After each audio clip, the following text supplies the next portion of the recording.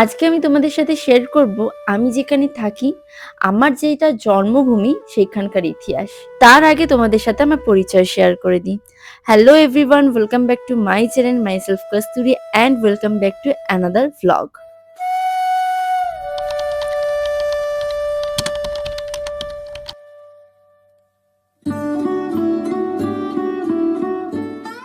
15ই August ছিল আমাদের ভারতবর্ষের স্বাধীনতা দিবস। সেই দিন কতই না মানুষ শহীদ হয়েছে আমাদের এই স্বাধীন ভারত দেওয়ার জন্য। এই বছর স্বাধীনতা দিবস ৭৮তম বছর হিসেবে উজ্জীবিত করা হয়েছে। আচ্ছা, সবাইকার কাছে আমার একটা প্রশ্ন রইল, আদৌ কি আমরা এই স্বাধীন ভারতে স্বাধীন রয়েছি? তো তোমরা অনেকেই জিজ্ঞেস করো আমি কোথায় থাকি, তো আজকের ভিডিওতে তোমরা সেটাও জানতে পেরে যাবে। আমি আজকে তোমাদের সাথে শেয়ার করতে চলেছি আমার জন্মভূমি, আমার বাসভূমি, আমার মাতৃভূমি, সেখানকার ইতিহাস। আমি থাকি হুগলির চন্দননগরে। ভারতবর্ষ স্বাধীনতার বেশ কিছু বছর পর চন্দননগর কিন্তু স্বাধীন হয়েছে। চন্দননগর নানা নামে বিখ্যাত, আলো শহর নামে বিখ্যাত, জগদ্ধাত্রী পুজোর নামে বিখ্যাত, আবার এই স্ট্যান্ডের জন্য বিখ্যাত রয়েছে। তো আজকে আমি তোমাদের সাথে এখানকার কিছু কিছু জায়গা শেয়ার করব এবং ঘুরিয়ে দেখাবো। আশা করি তোমাদের আজকের ভিডিওটা দেখতে ভীষণ ভালো লাগবে। চলো তাহলে লেটস গেট স্টার্টেড। চন্দননগরকে নাকি আগে চাঁদের নগর বলা হয়, কারণ এটি নাকি চাঁদের মতো ব্যাকা দেখতে লাগে। গঙ্গার তীরে এই শহরটি কিছুটা চাঁদের মতো ব্যাকা তৈরি হয়েছে, তাই জন্য এই শহরকে চাঁদের নগরও বলা হতো। এই কথাটিকে নিয়ে অনেকে দ্বিমত আছে। অনেকে বলেন নাকি এখানে চন্দন কাঠের ব্যবসা হতো, বাণিজ্য করা হতো, যার কারণে এখানকার নাম চন্দননগর নামকরণ করা হয়েছিল। নামকরণের কথাটি তো হলো। এবার বলা যাক, আমাদের চন্দননগরকে কিন্তু আগে ফরাসডাঙ্গাও বলা হতো। কেন বলা হতো সেটাও তোমাদেরকে এবার বলি। ১৬৮৮ সালে নবাব ইব্রাহিম খানের অনুমতিতে হুগলি নদীর ডান তীরে ফরাসিদের একটি বন্দর পোস্ট করা হয়, আর তখন সেই সময় অনেক ফরাসিরা এখানে থাকতেন, তাই আমাদের চন্দননগরকে অনেকে ফরাসডাঙ্গা নামেও চিনতে পারে। এখন তোমরা যে জায়গাটি দেখছো এটি কিন্তু চন্দননগরের জোড়াঘাট কিংবা জেটি বলা হয়। সকাল হোক কিংবা বিকেল, গঙ্গার জল যে এরকম স্নিগ্ধভাবে বয়ে যাচ্ছে, মনোরম দৃশ্য এবং সুন্দর হাওয়া বেশ ভালোই লাগে কিন্তু। আর আমাদের চন্দননগর বাসীদের কাছে আড্ডা মানেই হলো চন্দননগর স্ট্যান্ড ঘাট। চন্দননগর জোড়াঘাট কিংবা জেটি আগে সম্পূর্ণ আলাদা রকমেরই দেখতে ছিল। তার পুরনো কিছু ছবি তোমাদের সাথে শেয়ার করলাম। এখন রেনোভেট করে জায়গাটি আরো বেশি উন্নত করা হয়েছে, এবং এটি যেহেতু ফরাসি এলাকা তাই জন্য এটি সবসময় ফরাসি একটা ধাঁচ লেগেই থাকে। তো আগেকার ছবি তোমরা দেখতেই পেলে চন্দননগর জোড়াঘাটে। আমাদের চন্দননগর স্ট্যান্ড ঘাটটা কিন্তু অপরূপ একটা সুন্দর জায়গা। একদিনের ছুটি কাটানোর জন্য কিংবা ঘোরাঘুরি করবার জন্য জায়গাটা কিন্তু ভীষণই সুন্দর। এখানে কিছু বাচ্চা দেখতেই পাচ্ছ স্বাধীনতা দিবস উপলক্ষে কিছু নাচ গানের পারফরমেন্স করছে। জোড়াঘাট থেকে ডান দিকে একটুখানি এগোলেই দেখতে পাবে চন্দননগর কলেজ কিংবা ডুপ্লে কলেজ। কলেজটি স্থাপিত হয়েছে 1862 সালে। তখনকার গভর্নর জোসেফ ফ্রান্সকোইস ডুপ্লে এই কলেজটি স্থাপন করেছিলেন, তাই এই কলেজটাকে অনেকে ডুপ্লে কলেজ নামেও চেনে। এবং জোড়াঘাট থেকে বাঁদিকে এগোলেই দেখতে পেয়ে যাবেন ডুপ্লে প্যালেস। 1730 সালে জোসেফ ফ্রান্সকোইস গভর্নর হিসেবে নিযুক্ত হন। তিনি তখন থাকতেন এই ডুপ্লেস প্যালেসে। এই জায়গাটি এখন চন্দননগর মিউজিয়ামে পরিণত হয়ে গেছে, যেটি ফরাসি মিউজিয়াম নামেও পরিচিত। চলো তাহলে এর ভেতরে যাওয়া যাক। এই মিউজিয়ামটি এখনো পর্যন্ত ফ্রান্স থেকে কিন্তু রক্ষণাবেক্ষণের জন্য টাকা পাঠানো হয়, এবং এখানে প্রবেশ মূল্য মাত্র 5 টাকা করে কিন্তু তোমরা ঢুকতে পারবে। এখানে যেহেতু ফটোগ্রাফি কিংবা ভিডিও করা অ্যালাউ নেই, তাই জন্য আমি তোমাদের এখানকার ভেতরের কোনো তথ্য শেয়ার করতে পারবো না। এর ভেতরে রয়েছে চন্দননগরের ইতিহাসকে ঘিরে অনেক তথ্য, পারলে কিন্তু তোমরা একবার ঘুরে আসতেই পারো, অনেক কিছু জানতে পারবে। এই ডুপ্লে প্যালেসের পেছনে রয়েছে বিশাল বড় একটি বাগান। বাগানটা কিন্তু ভীষণই বড় এবং খুব সুন্দরভাবে রক্ষণাবেক্ষণ ভাবে সাজানো রয়েছে। আজকের এই ভিডিওটার জন্য আমার এন্টার টিমকে ভীষণই ধন্যবাদ জানাই, কারণ কি তাদের ছাড়া আমি ভিডিওটা আজকে শুট করতে পারতাম না।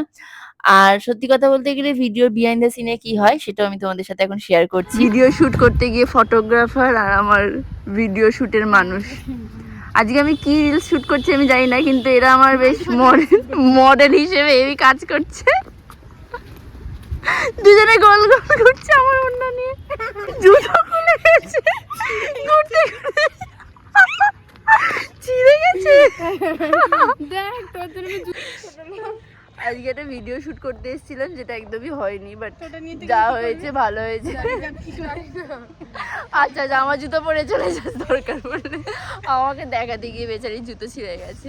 তোমার জন্য আমার জুতো ছিঁড়ে গেছে, এবার আমি কি করব? আমাদের মুখটা কি গ্লো গ্লো দিচ্ছে দেখ। এদিকে চাপ। আমাদের কি বলে বেশ পোজম্যান ক্যামেরাম্যান না তুই কি স্টাইলার। হ্যাঁ রে। আর আমাদের ক্যামেরাম্যান ক্যামেরার পেছনে, আর আমি হচ্ছে মডেল। চলো স্টার্ট করা যাক। আমার অন্যান্য এরা টানাটানি করছে। হাই হাই হাই হাই, তো সম্মান আমরা লুটে নিয়ে গেছি। চল আজা আজা আজা।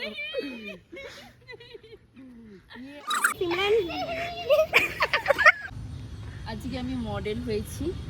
হ্যাঁ, আর এটা আমি নিজেই ডিজাইন করেছি স্টাইলটা। আর এই যে আমাদের ক্যামেরাম্যান, না এটা আছে আমাদের স্টাইলার, মেকআপ ম্যান, সব কিছু ঠিক আছে। আমি কিরকম কিরকম পোজ দেবো সব কিছু ও বলে দিচ্ছে। আর আমাদের ক্যামেরাম্যান পেছনেই আছে, দেখিয়ে দিই একটু ক্যামেরাম্যানকেও। হ্যাঁ, এই হচ্ছে আমাদের ক্যামেরাম্যান, আর এই হচ্ছে আমাদের স্টাইলার যে আমার ব্যাগ সব কিছু বহন করছে। আর এরা দুজন আজকে আমাকে শুটে কাজ হেল্প করছে। আমাদের কি খাওয়া বল? না না, আমি এখনো পর্যন্ত পয়সা করি পাচ্ছি না ভাই। আরে আরে ক্যামেরাম্যান, ও ক্যামেরাম্যান ফ্রিতে আমার একটু কাজ করে দিন, ও মেকআপ ম্যান, ও স্টাইলার। যাই হোক, আমাদের মিউজিয়ামে এসেছি আজকে আমি।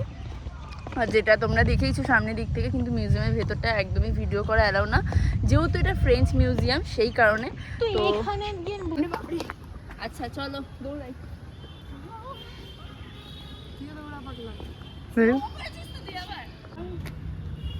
এই তোর ক্লিপ ধর। তুই কি চাস আমার? আন্টু পিল্লে।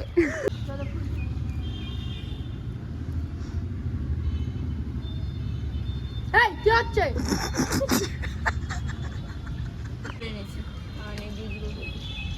খুব সুন্দরী। কাকে পটাতে যাবে তুমি? পটে আছে, আর পটানোর দরকার নেই। ঠিক আছে, বসে পড়ো, তোমার ছবি তোলা যাক।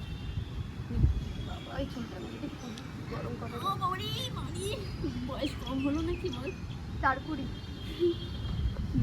এবার আমার যারা ফটোগ্রাফার আছে তাদের একটু ফটোশুট করে দিচ্ছি আমি। আমি একটু চশমা খুলে তুলবো, কেন দেখতে পাবো? চশমা খুলে তুললে তো চোখই দেখা যাবে না।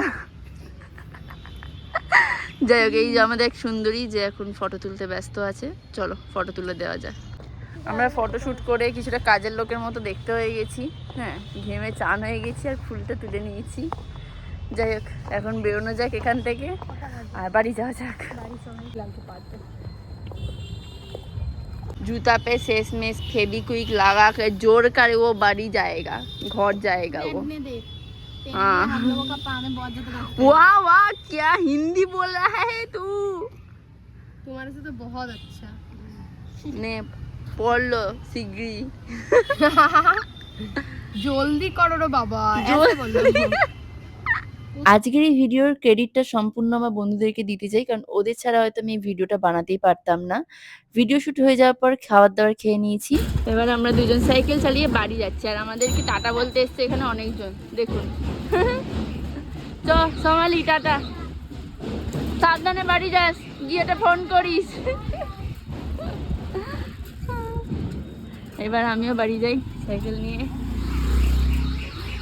আশা করি তোমাদের ভিডিওটা ভালো লেগেছে। ভালো লাগলে অবশ্যই লাইক এবং সাবস্ক্রাইব করে দিও। দেখা হবে অন্য কোনো ভিডিওতে। টাটা।